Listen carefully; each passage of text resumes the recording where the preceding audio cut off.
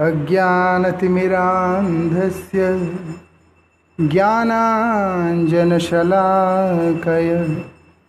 चक्षुरुन्मिलितं येन तस्मै श्रीगुरवे नमः।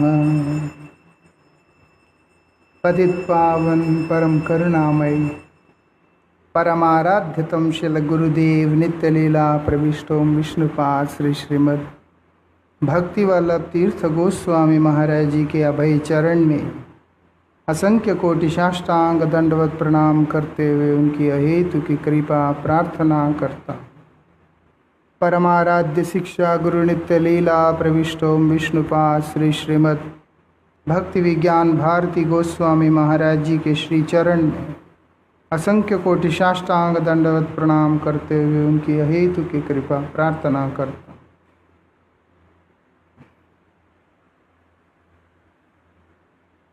आज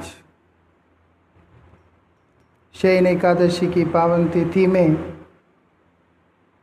परम पूज्य पाद शिला भक्ति विज्ञान भारती गोस्वामी महाराज जी का शुभ आविर्भाव तिथि होना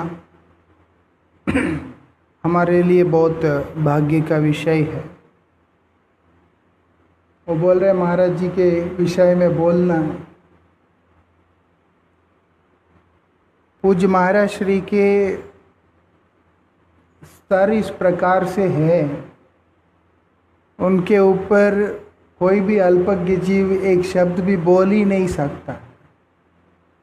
देखने के बाद भी, संग करने के बाद भी, साथ रहने के बाद भी यही विशेषता है।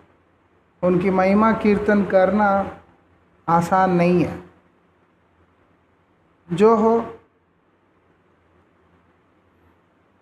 पूज्य महाराज श्री, उनके विषय में इतना ज़रूर मैं कहना चाहूँगा। परमाराध्य श्रील गुरु महाराज जी की कृपा से श्रील भक्ति सर्व निष्किंचन गोस्वामी महाराज जी के सानिध्य में मठवास का जीवन आरंभ करने का मौका मिला था। लेकिन मठवास के मूल्य, मठवास का महत्व, मठवास का तात्पर्य अगर वास्तविकता में समझने को मिला है, वो परम पूज्य पाद श्रील भक्ति विज्ञान भारती गोसाई महाराज जी के सेवक बनने के बाद ही प्राप्त हुआ है। इसका मतलब ये नहीं है कि अन्य गुरुवर्ग गणों से कुछ सीखने को मिला नहीं। महाराज जी स्नेह के कारण सिखाया है। सर्वप्रथम जैसे उनके सेवा में उपस्थित हुआ, हरि कथा बोलते बोलते कुछ पूछ रहे थे से, मुझे महात्मा संबोधन करते थे, महात्मा बोल, हमको तो आता ही नहीं कुछ, क्या बोलना है। मैं तो चुप था। मैं बोला महाराज जी आता तो नहीं। महाराज जी ने एक बात बोला, हमारे साथ रहेगा तो देखेगा कि हमसे तुमने क्या सीखा। मतलब शुरू से ही शिक्षा प्रदान एक विचार को लेकर के चलते थे। ऐसा नहीं है कि उनके साथ कोई सेवक आया हो और वो सिर्फ समय काट के निकल जाए, वो महाराज श्री के उसूलों में नहीं था। कोई भी, जैसे हमने अभी हमारे प्यारे आदिकेशव प्रभु जी से सुन ही रहे थे, किस प्रकार से महाराज जी जो है उनको हर चीज़ की शिक्षा दे रहे थे, कैसे कैसे। ये विशेषता मैं जब महाराज जी की सेवा में उपस्थित हुआ था तभी से इस चीज़ को मैंने सबसे पहले नोटिस किया था कि महाराज जी ऐसा नहीं है कि कोई उनसे कहे मैं आपके संग में रहना चाहूँगा और महाराज उसको सिर्फ टाइम पास के लिए छोड़ दे। इस मामले में बहुत ही पक्के थे और ऐसे पक्के थे कि एक एक शब्द को सुनते थे। ये तो बच्चा है, इसकी बोली हुई बात हम क्यों सुनना, या हम अपना रूम में जाके बैठ जाते हैं, कुछ नहीं। महाराज श्री का ये विशेषता देखने में आया। वो बैठ के सुनते थे महाराज जी के साथ। मुझे याद है मैं मानसा गया था पहले। अब महाराज जी के हरिकथा के बाद उनका कथा को ब्रीफ करने का बात था, जबकि जरूरत होता नहीं है। महाराज जी का हरिकथा को संक्षिप्त करने की जरूरत नहीं होता, लेकिन फिर भी वो बोलते हैं तो करने के लिए अब महाराज जी के सामने बोलने को डर लगता है। मैं महाराज जी के चरणों में हाथ लगा के प्रार्थना किया कि आप कमरे में चले जाएं, आप विश्राम करें, मैं पीछे से बोल बाल के पैक करके आ जाऊंगा। ठीक है, कमरे में जा कर के भी माइक तो स्पीकर तो था ही, लेकिन महाराज जी का ध्यान उधर ही था। क्या बोलते हैं, हमारा कथा को जब तू समराइज कर रहा है, हमारे वाणी को जब तुम अनुकीर्तन कर रहा है, हमको एक है कि तुमने हमारे विचारों के साथ में किसी भी प्रकार से संशोधन नहीं किया, और दूसरा यथावत उस वाणी को तू अनुकीर्तन कर रहा है। अपनी कमेंट्रीज नहीं चलते वहां पे कि हम अपना भाष्य डाल के कि उसको वो कर देना। जो शब्द महाराज जी ने बतलाया है या उसकी सपोर्टिंग में कोई और गुरुवर्गों का कोई प्रामाणिक शब्द होगा, उसी को वो एक्सेप्ट किया करते थे और ट्रेंड भी ऐसे ही किया करते थे। इसीलिए पूज्यपाद भारती गोसाई महाराज जी से ट्रेंड जो व्यक्ति होगा, वो कभी भी इधर उधर की फजूल की बातें बोल के कभी भी विषय को भटकाएगा नहीं। ये चीज देखा महाराज जी के अंदर, एक परफेक्ट ट्रेनिंग उन्होंने देना ही होता है। आप देख लो, अभी हमारा महात्मा ही देख लो, परम विद्वान है, महाराज जी का कृपा है, सीखने को मिला, वो रूप दिखाई देता है। ऐसा अभी तो पता नहीं है, लेकिन जब 2011 में जब रूप गोस्वामी के आविर्भाव तिथि के दिन मैंने हमारा बड़ा मठ में प्रवचन किया था, तो श्यामदास बाबा जी हमारे पास आके ऐसा ऐसा करके बोलते हैं, आपकी वाणी में पूज्यपाद भारती महाराज जी का कृपा दिखाई देता है। वो तो हो, ये असंभव कार्य है, लेकिन वो भी ऐसे ऐसे बोल गए उस दिन। इसका कारण यह है कि महाराज जी का ट्रेनिंग ऐसा ही होता है, महाराज जी का शिक्षा ऐसे ही होता है। ऐसे सिखाते हुए महाराज जी साथ में लेकर के आए, और महाराज जी की ये शिक्षा इतना ज़्यादा असर किया क्योंकि 2003 में कुछ अवांछित घटनाएं जीवन में घटा, उसको किसी न किसी प्रकार से बैलेंसिंग कराने, तो कुछ महत्वपूर्ण निर्णय लेने थे जीवन के, और लिया गया है। और इस यात्रा के दौरान मानसिक स्थिति में कहीं ना कहीं ठेस पहुंचता गया है, और मन अंदर ही अंदर संतुलन खो गया था, और यही एक उदासी के साथ में एक जीवन यात्रा एक धक्के की तरह चल रहा था।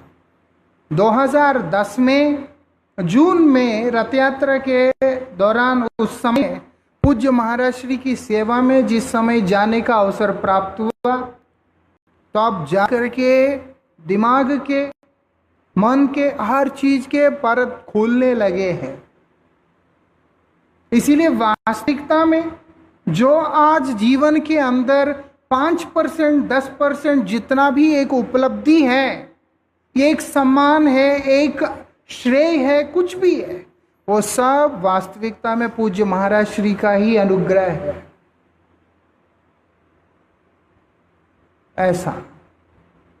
ऐसे महाराज जी का एक स्नेह रहा है, इतना स्नेह रहा है, पराकाष्ठा है। महाराज जी के कम से कम नहीं है तो 60 से 70 जोड़े कपड़े मैंने व्यवहार किया होगा उनकी सेवा में रहते रहते, नए और पुराने मिलकर।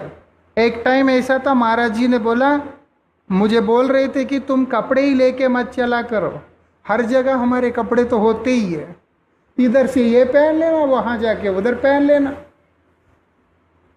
ऐसा था। कदम कदम पे शिक्षा। मुझे कई बातें बोल रहे थे, उनमें से स्मृति शक्ति बहुत कम है, लेकिन एक विशेष रूप से मुझे याद है। महाराज जी बार बार मुझको बोलते थे, निश्वासो नैव विश्वासो कदा रुद्धो भविष्यसि। इसको भूलना नहीं। जो श्वास अंदर गया वो बाहर आएगा, इसका कोई भरोसा नहीं है। तो इसीलिए क्या करना है, अतिशीघ्र भगवद अनुरागी होने का कोशिश करो, भक्तों के अनुरागी होने का कोशिश करो।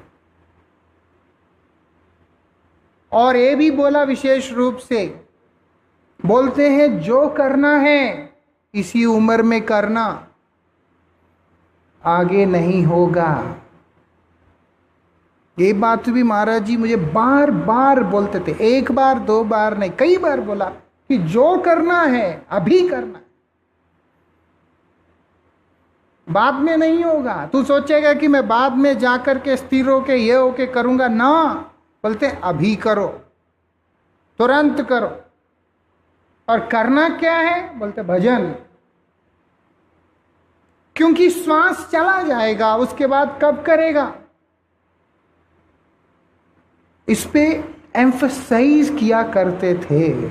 और एक बात महाराज जी ने और भी बोला, बार बार बोलते थे, मैं सब कुछ खाता हूं, सब कुछ करता हूं। बोले कैसे, बोलते हैं वैष्णवों के मुख से। एक चीज महाराज जी ने वहां पर सिखाया है कि वैष्णव जो है मेरे अभिन्न अंग है। मैं तो वैष्णवों का दास हूं ही, इसीलिए महाराज जी का ये विशेषता रहा है। वो जैसे उनके कथा में, उनकी वाणी में हम सुनते हैं किस प्रकार से प्रभुपाद जी के गणों का उनके रुचि के अनुसार सेवा करना है, वो चीज़ तो उन्होंने परम गुरु जी से लिया। क्योंकि परम गुरु महाराज जी अपने तमाम गुरु भ्राताओं के सेवा को उनके रुचि के अनुसार किया करते थे। परम गुरु जी के ही आदर्श को लेके चलने के कारण पूज्य महाराज श्री भी ऐसे ही करते थे। लेकिन बाद में अभी के जनरेशन के अंदर भी हर बार महाराज जी का ये चीज देखने में आया, जो उनके पास आने वाला भक्त होता है उसकी जिस प्रकार से रुचि होता है, ऐसे ही महाराज उनके लिए सेवा का व्यवस्था करते थे। मतलब होया चैन होइवेन प्रभु यतदास जितने भी हैं, सबके प्रति एक तरह का भाव, सेवा का भाव, एक कांस्टेंट भाव महाराज जी के अंदर वर्तमान देखने को मिलता है। वो अलग बात है, उनके अवस्था के अनुसार, उनकी लीला के अनुसार वो सेवा को करने का जो ढंग होता है वो भिन्न भिन्न हो सकता है, लेकिन जो मूल है वो एक है, एक स्टैंडर्ड सेट किया हुआ है, वो है वैष्णवों के रुचि के अनुसार ही उनकी सेवा की व्यवस्था। ये चीज महाराज जी में विशेष रूप से भी देखने को मिला है। ऐसा महाराज जी को जब मैं दंडवत प्रणाम करता था, महाराज जी मुझको भी दंडवत प्रणाम बोला करते थे। दंडवत प्रणाम करके मैं महाराज जी के चरण पकड़ के बोला, महाराज जी आप ऐसे शब्द क्यों प्रयोग करते हैं? महाराज जी बोलते हैं समझता नहीं है। दासोस्मी तो बोलते थे, मुझको साथ दंडवत भी बोलते थे कई बार। ऐसे दासोस्मी तो हमेशा बोलते थे, दासोस्मी दासोस्मी करके। साथ में कभी कभी ऐसे भी बोल जाते थे। दासोस्मी बोलने से जो है उतना लगता नहीं था, क्योंकि ऐसा लगता है जैसे मुंह में चढ़ा हुआ शब्द है। वो बोलते थे, कोई भी प्रणाम करते थे दासोस्मी। लेकिन दंडवत प्रणाम बोलने से लगता था कि महाराज ये क्या कर रहे हैं। तब महाराज जी बोलते थे, बोलते हैं हमेशा इस चीज को समझना, श्रेष्ठ का ऐसा बोलना भी आशीर्वाद ही है। तुम ये मत समझो कि तुमको प्रणाम किया जा रहा है।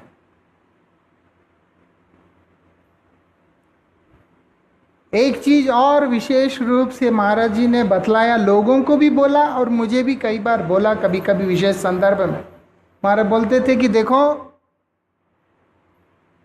मांगने से भी कृपा नहीं मिलता है, ना मांगने से भी कृपा अनुगामी होके आ जाता है, पीछे पीछे आ जाता है। कारण क्या है? बोलते उस कृपा को प्राप्त करने के लिए उसके अनुरूप कर्म, उसके अनुरूप साधन जो व्यक्ति करेगा, उसको कृपा याचना करने की जरूरत नहीं होगा। ये बात महाराज जी वहां पर विशेष रूप से बोला करते थे। कृपा याचना करने की जरूरत नहीं, कृपा करो कृपा करो, बोलते ना, वो अपने आप आएगा। इतने बोल्ड तरीका से बोलते थे, कई कई शब्द उनके स्ट्राइक होते थे। एक ने आके बोला मेरे पत्नी ने मुझको छोड़ दिया, मार बोलते वेरी गुड। वो देख रहा है ऐसे करके, ये क्या है। फिर महाराज जी उसको बोलते भजन करो। हर स्थिति के अंदर उनकी एक चीज के ऊपर सबसे ज्यादा स्ट्रेस रहता था, वो है हरिभजन। अब मैं महाराज जी के साथ बेंगलुरु के अंदर अंधे बच्चों के स्कूल में गया, वो तो मैं कभी भी नहीं भूल सकता। अंधे बच्चों का स्कूल में गए, क्योंकि महाराज जी को लेके गए थे, बड़े हैं, कुछ उपदेश देंगे, उन लोगों को सांत्वना देंगे। अक्सर जो भी ऐसी जगह पे जाता है, अरे रे तुम लोग अंधे हैं, कोई बात नहीं, एक सिंपैथी दिखाते हैं वहाँ। महाराज जी भी ऐसे ही कुछ करेंगे ये सोचकर महाराज जी को वहाँ लेके गए। बैठे महाराज जी, मैं भी साथ में बैठा था। शुरू किया बोलना, एकदम बोल्ड तरीका से महाराज जी बोलते हैं, आंख ही तो नहीं है। तो आप देख रहे हैं कि ये क्या है, आंख ही तो नहीं, बाकी सारे इंद्रिय तो बिल्कुल बराबर काम कर रहे हैं। इसीलिए बाकी सभी इंद्रियों से जो तुम लोग सबसे उत्तम कर सकते हो, उसकी तरफ अपने आप को आगे करो। कितनी सकारात्मक दृष्टि है और उपदेश है। आंख ही तो नहीं है, क्या है? कान है तुम्हारा, वो कितना कुछ कर सकता है। मुख है तुम्हारा, तुम लोग कभी भी निराश नहीं होना कि तुम्हारा कोई अंग का कमी है। जो तुम्हारे पास अंग है उससे ही तुम अद्भुत कर सकते हो। और फिर बोलते बोलते महाराज ने इस बात पे कंक्लूड किया है, हरिभजन से श्रेष्ठ साधन कुछ नहीं है, इसीलिए हरिभजन का आश्रय लो, हरिनाम का आश्रय लो। उस दिन मुझे पहली बार लगा ऐसा भी सोचने वाले व्यक्ति होते हैं, ऐसे भी दर्शन होता है। मुझे उस दिन पता चला, आंख ही तो नहीं है, कान है, नाक है, त्वचा है, जीवा है, और बाकी कर्मेंद्रिय है, मन है, सब कुछ तो है, एक ही तो नहीं। ऐसा था उनका। और एक बोलते थे और देखने में भी आया। एक बार महाराज जी बठिंडा में गए, आपको स्मरण होगा। ऐसा दुर्भाग्य था उस टाइम में, 3 दिन लाइट ही नहीं, गर्मी, ऐसे ही कोई मौसम था, जुलाई का टाइम, भयंकर गर्मी, लाइट नहीं है, मटका कोई फ्यूज उड़ गया, कुछ तो हो गया वहां पर। जनरेटर था वो खराब, दूसरा जनरेटर लाए वो भी खराब। ना रात में लाइट है ना दिन में लाइट है। बेड पे ऐसे महाराज जी बैठे हुए हैं, वो दिखाई दे रहा है कि उम्र है, शरीर है, तो महाराज जी को थकावट हो रहा है। शिफ्ट में नरोत्तम प्रभु, मैं, हम लोग जो है और कोई कोई भक्त लोग पंखा कर रहे हैं। उनके मन में भी नहीं उनके मन में आ रहा है कि अरे ये लोग इतना कष्ट करके कितना देर पंखा करेंगे, वो भी तो तकलीफ ही तो है। बैठे उसे कर रहे हैं, फिर उसके बाद ये से कर रहे हैं, देख रहे हैं। मैं महाराज जी को ऐसे घुटनों में हाथ लगा के बोला कि महाराज जी बहुत कष्ट है ना। महाराज जी बड़े गंभीर उसमें बोलते हैं, जब सुविधा मिलता है वो जब हम स्वीकार कर लेते हैं, क्या इसको हम स्वीकार नहीं कर सकते? भगवान का कृपा है, जिस परिवेश में, जैसी परिस्थिति में रखते हैं, उसको स्वीकार करने से ही हमारा मंगल है। हमारे बोलते सुविधा पहले कल तक तो मिल रहा है, सब तो ले रहे थे, अब क्या ये हम नहीं ले सकते? खैर, वो हमारे लिए शिक्षा है। अनुकूल परिवेश होता है तो बड़ा मजा आता है, प्रतिकूल परिवेश होने से दिमाग खराब हो जाता है, क्या करे, है ना? साधारण जीव के लिए ऐसा होता है। लेकिन महाराज जी एक प्रेरणा देने के लिए, एक शिक्षा देने के लिए गाइड कर रहे हैं वहां पर खड़े होकर कि किसी भी परिस्थिति में विचलित नहीं होना, धैर्य नहीं खोना अपना। और वो वास्तविकता में महाराज जी का उस 3 दिन देखा, क्योंकि वो कमरा एसी रूम था, इसीलिए खिड़कियां बंद थे सभी, एसी नहीं चल रहा, लाइट नहीं है, हवा आने का, हवा का क्रॉसिंग का भी जगह नहीं है। उस कमरे के अंदर एक तरह से भट्टी में बैठे हुए, भटिंडा जैसी जगह, कितनी गर्मी होता है, वहां बैठ के महाराज जी बड़े ही, शारीरिक अवस्था जैसा है सो है, लेकिन वो जो स्पिरिट है जिसके साथ में उन्होंने ये वाक्य कहे हैं, वो मेरे कान में ऐसे से गूंजता है। जब कभी मन उदास होता है और अगर भाग्य से मुझे ये शब्द याद आ जाते हैं, मैं बिल्कुल सेट हो जाता हूँ उस टाइम। कई बार याद नहीं आता, कई बार याद आता है तो उसी समय मन स्थिर हो जाता है कि नहीं बात रहा। तो महाराज श्री का ऐसा है कि हर परिवेश के अंदर, और दूसरा वैष्णवता, वैष्णवता इतना अद्भुत है, मुख से जो बोलते सो बोलते हैं, आचरण के अंदर जो देखते हैं वो और भी अद्भुत होता है।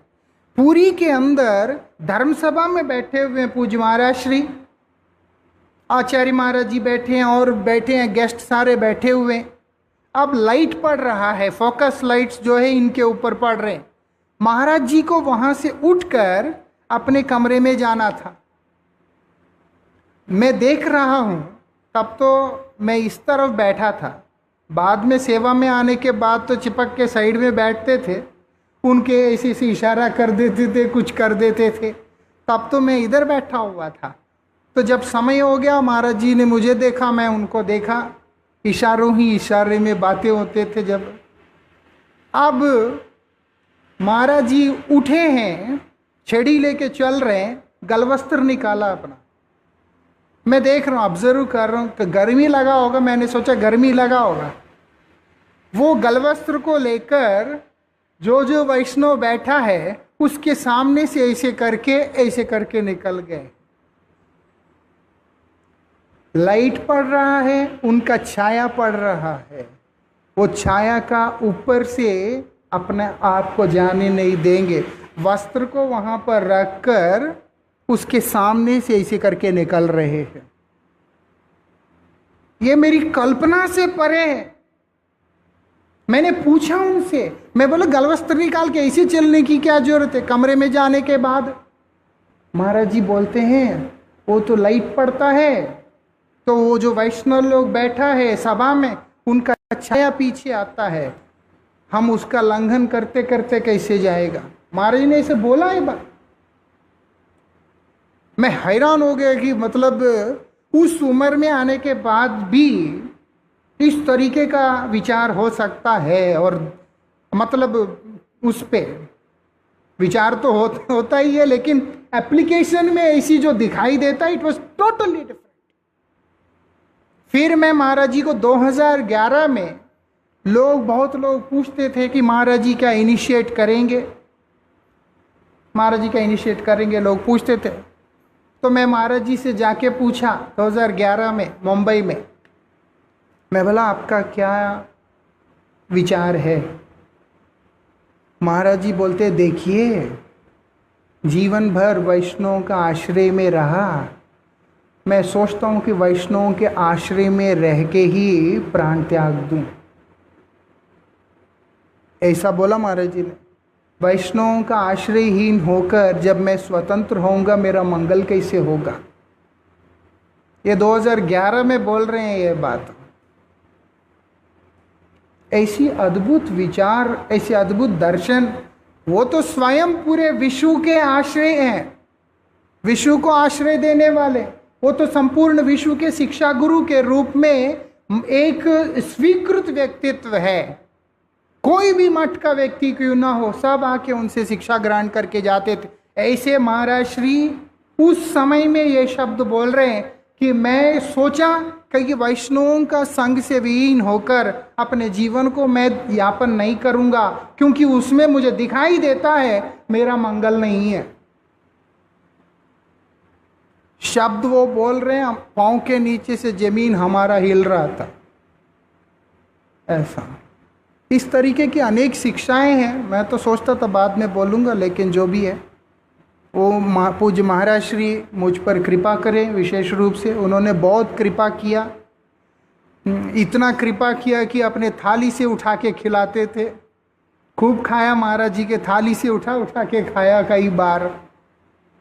महाराज बोलते थे वो आ जाएगा, इतना ज़्यादा हम नहीं खा सकेगा, इसलिए थोड़ा सा ख़त्म कर दो। फिर उसमें से उठा के फट करके डाल लेता था। ऐसे करके शासन भी बहुत किया। हमने सुना हमारे प्रभु से, मुझे तो गालियां दी। जब चंडीगढ़ मठ में थे, कार्तिक का टाइम था, तीसरे मंजिल में अश्विनी का कमरे में लिम्का का बॉटल रखा हुआ था, 7 अप का बॉटल। हम लोगों का प्रसाद वहीं पे था। तो मैं ऊपर गया, मुझे लगा 7 अप है, मैं सीधा खोला, मुंह में डाल लिया। जब मुंह में डाला तब मालूम पड़ता है कि ये तो तेल है, ये तो 7 अप नहीं है, ये तो तेल है। अब सब लोग थे, वो खबर चलता चलता महाराज जी के पास आ गया। ध्येय शुरू उसके बाद, मूर्ख है। मैं चुपचाप, वो फिनाइल होता, पता नहीं करना क्या खा रहे हो क्या नहीं खा रहे हो। बहुत महाराज जी उस दिन जो है मुझको डांट लगाया। मैं क्या बोलूं, मैं तो चुपचाप बैठा ऐसे करके। बाद में बोलते हैं, हे महात्मा, कुछ भी खाता है कम से कम पूछ तो लिया करो कि क्या खा रहे हो। उनको लगा कि ये तो थोड़ा सा उदास हो गया। ऐसा था। और काफी दिन तक कथा में भी बोलते रहे। शाम को 6 से 7 बजे तक। नहीं, अभी तो दूसरा वो है। तो जो हो, अभी तो समय अधिक हो गया। अनेक शासन, अनेक स्नेह, अनेक प्रीति, अनेक ममता के बीच में महाराज जी का संग प्राप्त हुआ। मेरा परम सौभाग्य था। पूज्य महाराज श्री अप्रकट लीला भी मैं जब भारत में वापस आ गया था उसके बाद ही उन्होंने प्रकट किया, नहीं तो जीवन भर ये कष्ट रह गया होता कि उनका अंत्य लीला के समय में मैं उनके सेवा में उपस्थित नहीं हो पाया करके। महाराज जी कृपा करके सम्मुख में ही कृपा किया, उनका समाधि लीला दर्शन इत्यादि सबका सौभाग्य भी प्राप्त हुआ। वो मुझ पर कृपा करें। इतने कृपालु हैं कि एक बार मांगा था कि आपकी स्मृति में आपका त्रिदंड हमें दे दीजिए। बड़े सहर्ष के होकर, प्रसन्न होकर खुद निकाल के हाथ में पकड़ा दिया महाराज जी ने। वो दंड यहाँ पर विराजमान है, श्री गुरु महाराज जी के भजन कुटीर में रखा जाता है। महाराज श्री अपने आशीर्वाद के रूप में, उनका त्रिदंड का रूप में, किसी न किसी रूप में हमारे साथ में हमेशा विराजमान है। इसी आशा के साथ में विश्राम लेता हूँ। जय राधे श्याम, हरे कृष्ण।